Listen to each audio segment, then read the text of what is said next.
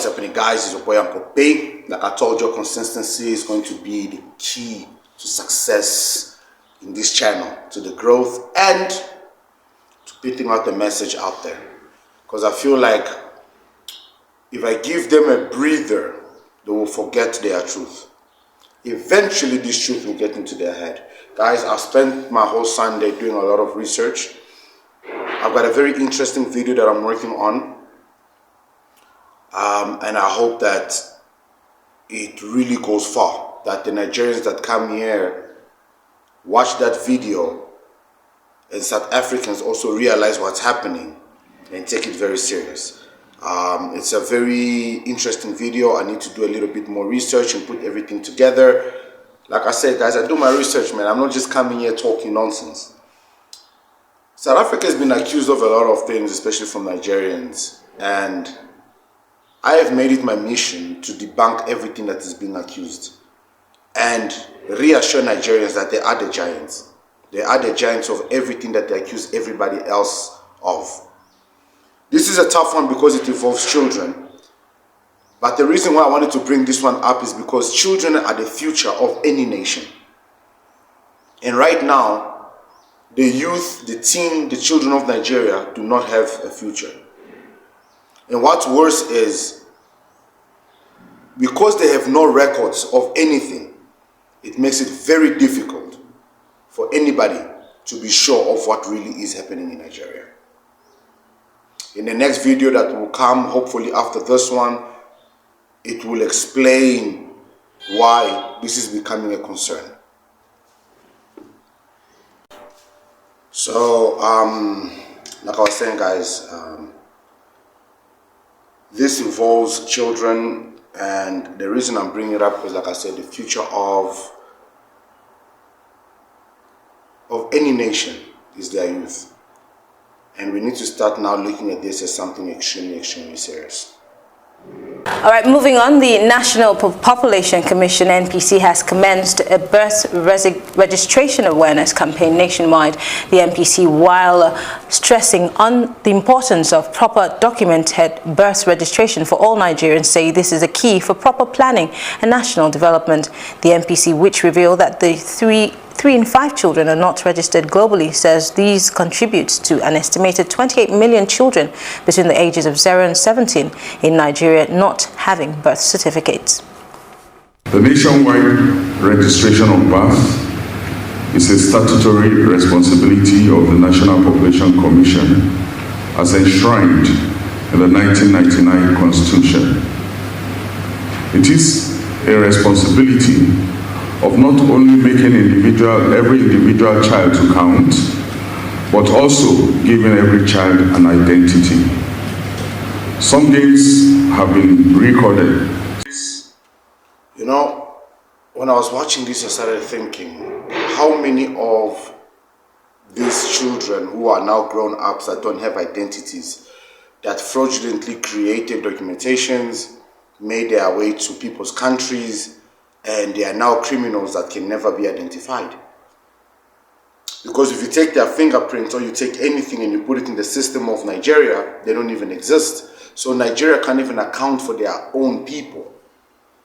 So these people can claim to be South African, Ghanaian, Senegalese. So right now, that's why you see Nigerians, when they argue on the internet, they always say, those people are not Nigerians, they are from Benin. Those people are not this, they are this. And we always say to them, to us, it's you guys.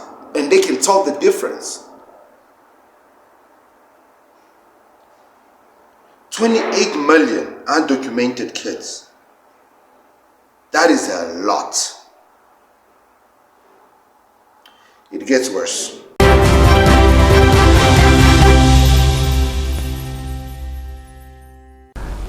Okay, yes, we're glad to know that you're still there. We've heard that Nigeria has the highest burden of children born with HIV, and to discuss that with us. So, guys, if you have the highest number of children born with HIV, does that not mean that you also have the highest number of women infected with HIV and men? In a population of 230 million, assumption there might be more, versus a population of 60 million where plus minus 10 to 15, if not 20 million may be foreigners. Who are the giants of HIV? I want you guys to tell me if the math is matching. Who are the giants? Nigeria does not care for the future of their children. When I saw that they didn't care for the future of their children, I realized it through this video. In northwest Nigeria, at least 287 school children were kidnapped by armed gunmen. This is a situation that is not new. Nigeria has been going through something like this, where armed gunmen would kidnap children and hold them for ransom for their parents and family members to send money to get them, and sometimes they don't get them alive, you know? And imagine 287 children, and some of them are actually school counselors as well. This is insane. Some of the 287 school children just kidnapped for ransom and whatever other reason. We know about baby factories and everything. I've exposed all that here. They don't care for their children. How will they care for South African children? Look at what's happening here in South Africa with South African kids now. Nyope, all the drugs. South Africa was never a drug-infested country. Ubro was never known for drugs. Neither was any other area that is currently known for that. Until the borders were open to specific people. This is what Nigeria thinks of children. That they even legalize this type of nonsense. Breaking news: if you're 7 years and above in Nigeria, you can be called to court order and even be sentenced to prison. You may be wondering, where is it possible? It's very, very possible in Nigeria. In fact, it is being legalized and it's being signed into law.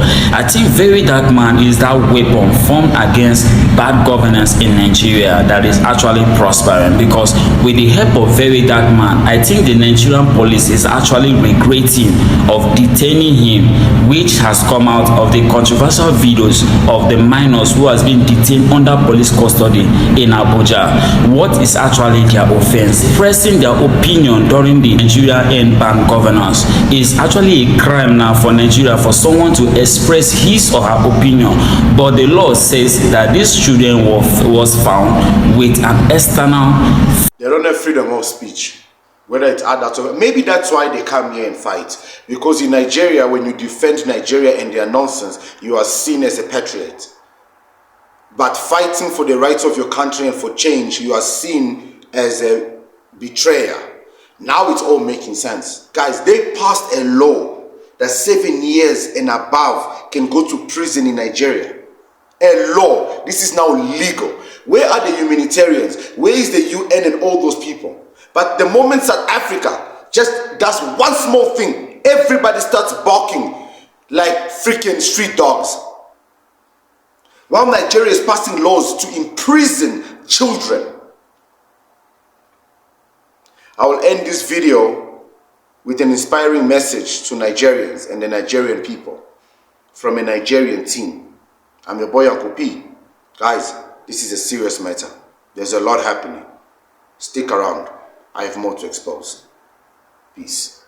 I stand before you not as an individual, not as Ibrahim, but as the embodiment of the collective voices yearning for peace, justice, and a future filled with promise for children affected by armed conflict.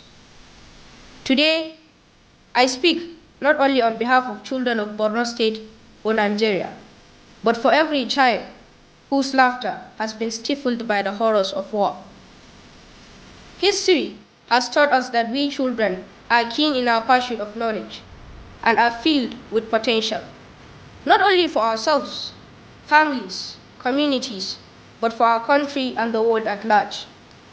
Our situation today has robbed us of this beautiful history, and when a child is robbed of his history, he settles for any future. We all here are living witnesses of how the world, of how Africa today is ravaged by conflict. In the time of conflict and war, our innocent souls bear the brunt of these calamities because of our vulnerability. I can beat my chest and say with vivid clarity, believe me, no one, absolutely no one, can justify the killing of a single child. Can you justify the killing of a single child during conflict? If there's a word that could describe how more than innocent we are, then we will have said it a million times. In the corridors of our vandalized schools, dangerous streets, and within the confines of refugee camps, believe me, our dreams persist. Our longing for education, safety, and the chance to flourish knows no bounds, transcending the barriers imposed by conflict and war.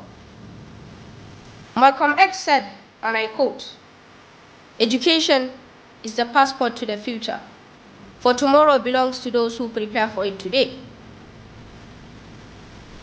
Today, our classrooms are burned, our teachers killed, our parents brutally murdered. Our roads to school are no longer safe. Our schools that we regard as safe havens are now battlegrounds, and unfathomable of them all, our innocent souls are taken away from us. Then tell me, how are we preparing for education today?